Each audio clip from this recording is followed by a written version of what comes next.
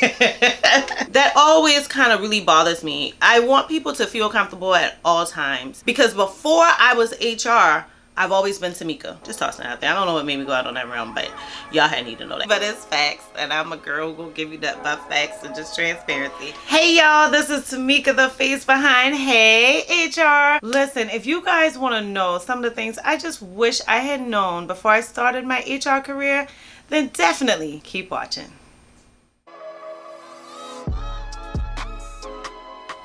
First, I want to make it clear, I truly feel like the Lord has allowed me to find my passion in working in HR. I absolutely love it. For the last 10 years of my career, there has not been one day that I felt like I'm going to work, even when I'm working in a rough culture or a rough environment.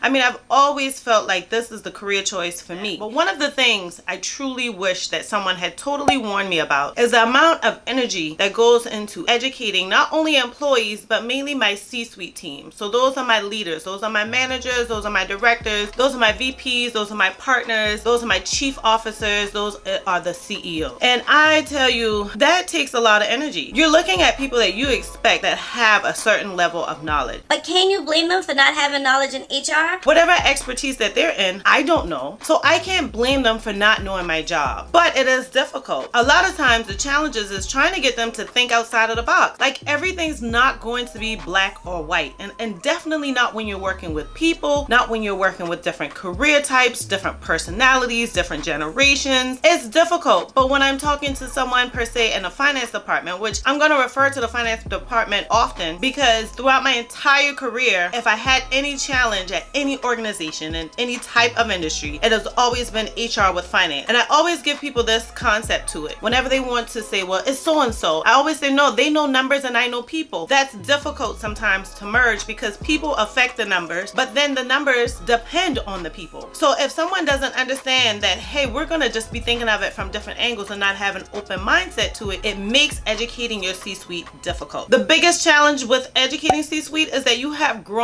organizations, which there are new titles and new positions that are coming in, more people on hand that you need to get the job done. And so that has made it difficult because that's added on an extra layer of education, especially with different law changes or different laws that now apply to a company that probably didn't before. It makes it a position where you have to put in just a lot of energy. And so sometimes there have been many days that I come home totally drained because I thought like constantly for all hours of the day, and then I come home and I'm still thinking of how to keep it going for tomorrow. And so it's just a lot of energy. In addition to growing organizations, you have existing organizations with new leaders. So now maybe I have an organization that's been around for 40, 50 years, but I have a manager and this is their first time managing. So they're not only learning the organization, but they're also learning how to manage their team. They're also learning how to be critical thinking for not only themselves, but their department. And in addition to that, you're giving them rules. And so a lot of times people feel like, well, because I've been put into this leadership role, why are you giving me additional rules? And so when I have a manager that's open to learning and very receptive of whatever information I've given them, then it always ends up nice and clean. There's not a ton of energy there. But when I have new managers that have a bit of a chip on their shoulder or feel a little bit more entitled, then I find myself putting a lot of energy into just explaining things to them. Mind you guys, I'm an extrovert, so I feed off of others' energy. So sometimes I have a great day, I'm having a good positive vibe, but then this person is just like really heavy on me because they're coming in with negative mindset, a negative intention, constant ways to rebuke their argument on whatever they think is right. Makes it difficult. Another thing I wish somebody had told me before I started HR was that because HR is so new and so evolving, it's going to require a lot more work. Maybe I walked into an organization that is so used to having that HR person just collect applications that they didn't realize that there's a lot more to the job. So a lot of folks feel like they don't know what HR is doing. What are you doing in that office all day? Well, we're doing tons. We're getting prepared for benefits negotiation, then we're getting prepared for open enrollment. We're probably bringing on new hires. We're probably looking at ways to educate employees more. We're probably looking at data to see where things may be going so rough that we can come up with new ideas to make things a little bit better. We probably have culture issues, employee relations issues. It goes on and on. It's so great that technology has helped us so much that a lot of that we can take care of behind the computer screen and just have to come with the end result before the people. So a lot of it also includes getting to know your organizations and how each department works together, how each team works together, and what that department's day-to-day is like, because how do you recruit for a position if you don't know anything about it? How do you come up with resolutions for an organization or a team and you don't know their environment or their work conditions? So that comes with a lot of behind the scenes work before we can launch. And let's not forget, not very long ago, HR was known as admin or the personnel department. They primarily handled concerns with if you had a benefit question, or if you were preparing for retirement, or if we brought on a new hire, or if we need to hire someone else and we need someone to go through applications.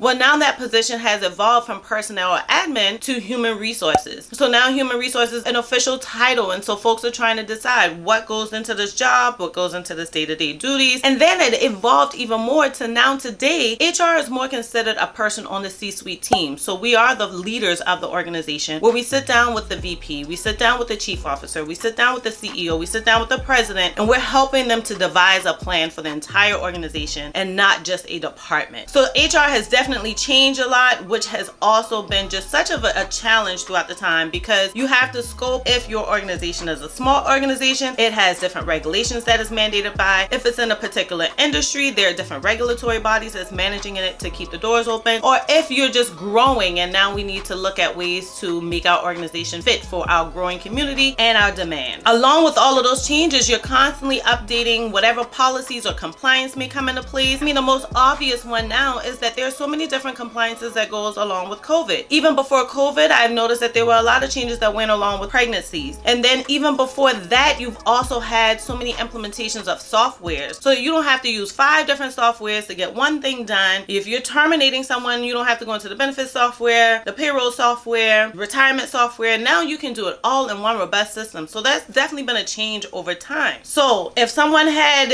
told me, which I don't think anyone really could tell me, I had to learn this because a lot of people were growing with me, is that it would have been a bit of a challenge that you're working in a department and you're working for a company and you yourself or your title is still very new. So folks are learning how to work with you. Now this is the funny one, and I think that it's funny for me because I work in HR. A lot of times I'll look at other videos where folks are talking about more of the more negative side of HR, just be talking in a lay conversation. And I realized this is something I wish I had known, like going into my career. People think of human resources as the principal. Whenever you have to call someone into your office, you may be calling them to tell them there's a benefit change, but they're thinking you're calling them in to do a write-up or to fire them. And that to me is something that I think comes with a stigma that needs to be changed, and it can only be changed by the HR professionals who are doing it as well as their leaders. I get it. A lot of times our job, we're helping with write-ups, or we're doing them ourselves, or we're terminating folks, or we're laying folks off. And so it doesn't feel like a fuzzy place to come into, but I've always worked in any organization where I want not only the leaders, but also the employees to all feel comfortable to use me as a resource. And I didn't want anybody to think for a second that I'm on one side or the other. I'm looking at ways to benefit both sides. So yes, I will come up with a resolution for an employee, but I'm going to make sure that the company has no liability with that resolution. Yes, I may have to implement a change that employees won't like, but in the end result, it's going to help all of us stay employed. So HR is always that middle ground, but people seem to think that we're the principal. So many times I've walked into the break room, different organizations, not one in particular, and the conversation stops. If it don't stop, then the conversation just automatically like go into a whisper or whatever, and I'm like, what happened? Should I walk out?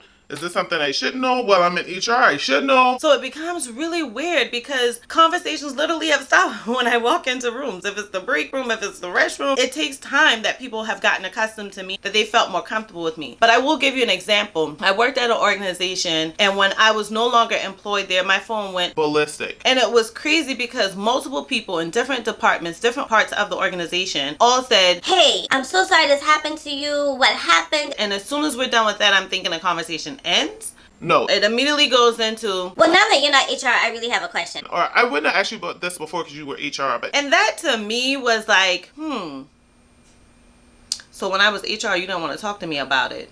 But now that I'm not HR for your organization, now you want to talk to me about it. What kind of resolution you looking for? That always kind of really bothers me. I want people to feel comfortable at all times. And I want people to know that just because I'm no longer with an organization, I won't bash that organization. I am always transparent. Whenever I'm working anywhere, I always make sure that I'm giving you full transparency. Like, I'm not going to give you a false dream. When you come into my office, I'm always going to be 100% real. Because before I was HR, I've always been Tamika. At the end of the day, when I die, the casket closed, I go to heaven, whatever you guys believe in, I have to be comfortable knowing that my life after my existence here is one that I'm also comfortable with. Just tossing it out there. I don't know what made me go out on that realm, but y'all need to know that. And another example with people thinking that you're the principal is that sometimes I would go into like the break room and like people evaporate. Like everybody leaves. It was once one mingly area. Everybody's sitting down. Everybody's making their drinks. Everybody's heating up their food. And all of a sudden I walk in and people just go. And that's weird for me because I'm an extrovert. I'm always very open. I talk a lot. I'm pretty talkative. And I will tell you that it kind of weirds me out because people will like just leave. And then I think like, I know I took a shower. I know I brushed my teeth. I thought what I put together looks good. My lunch doesn't stink, the break room. And then I realized that people just don't have that level of comfort initially if they don't know how you work in that organization as HR. Something I would have been happy to know before I started, but hey, then I definitely learned, and something I hope that if any of you are watching this video and looking for a career in HR, that this video helps you. So another thing, and this is my final thing, I mean, I just kind of toss these ideas out there because they're the big umbrella ones, but one thing that I wish I had known before working into HR is that there is obvious passive aggression towards Black females in the corporate office. And I wish I could say, well, it's just one organization. The only thing I've chumped it down to is that I work in the South. So I work in South Carolina, where it is more of a state that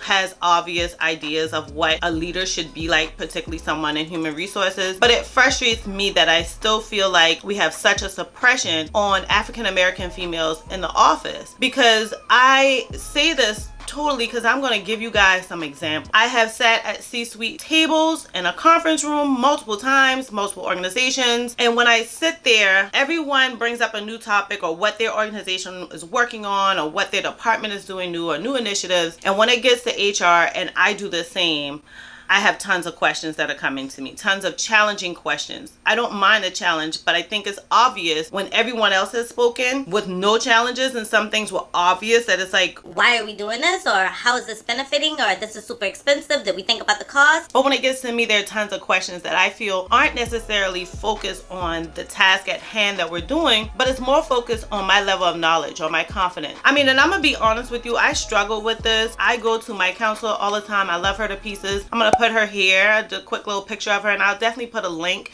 to her IG page and her website down below in the description box. I struggle with imposter syndrome. So just Google that up, and I'll probably put the definition right here. But imposter syndrome really drove wild on me when I went into the private sector of working in human resources, because so many times I would get challenged at the conference table and I walk out thinking, Well, can I do this? Do I know how to do this? I don't have any experience in this. Do I have resources? Can I get someone to help me? and in actuality, I know how to do it. And when I push it out, it always comes out successful, which means I knew what I was doing. Many times I already experienced doing it before, so why is it different now? If someone had told me the level of frustration that comes in with the obvious biases to African American females at working in a corporate environment, I mean, not that I would have walked away from it, but it definitely would have been a softer blow. If working in human resources, you have the opportunity to see everyone's pay rate, everyone's job description, and how their job scale is or what the range is. And it is so unfortunate that I not only see it happen to me and have had it happen to me, but I watch it happen with other African American, minority, or people of colors who are working just as diligently, have tons of experience, tons of knowledge, and then they get paid the exact same as someone who's not of color that has less experience, not as much knowledge,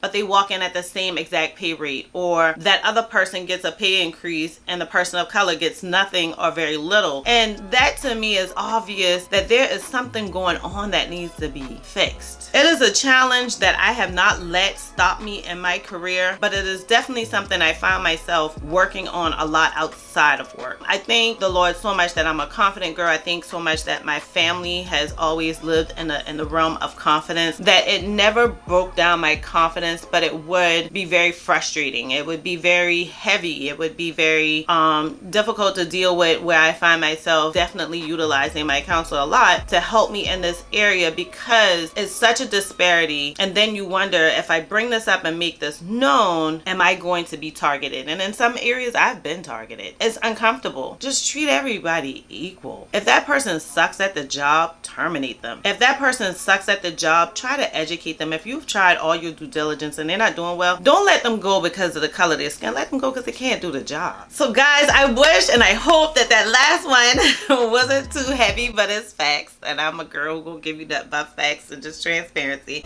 So I will let you know that I'm sorry for ending it on a heavy note, but I thank you so much for watching. If you watch all the way to the end, could you please put in the description box where you have noticed or been a person that experienced that disparity? Or what have you experienced in your HR career that made you wonder? Or what are the things that you now think may make you think a little bit differently about going into HR? Just let me know your HR experience as it relates to this video. I'll be so happy to reply because I definitely want to know, am I the only person out there that feels this way? I know I'm not, but I just want to see what y'all thinking. Thank you so much for watching. If you're new to my channel, please stick around, subscribe, hit the alerts button, and keep watching. But if you are returning, I thank you so much for being a Hey HR lover because I love you.